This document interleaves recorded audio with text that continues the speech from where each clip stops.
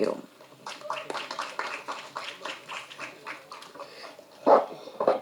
சொட்ட சொட்ட நனையுது டைட்டில் ரொம்ப நைஸா இருக்கும், ஆனா படம் மக்கள் மனதுக்கு க்ளோஸா இருக்கும்.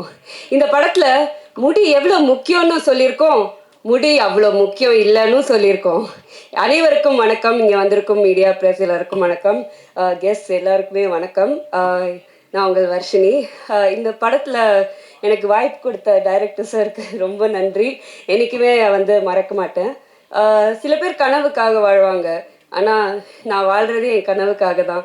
ஸோ திரைப்படத்தில் கதாநாயகியாக அவர் தான் என்னோட ட்ரீம். சொட்ட சொட்ட நனையுது மூவி மூலமாக அது நிறைவேறும் போது ரொம்ப மகிழ்ச்சியாக இருக்குது.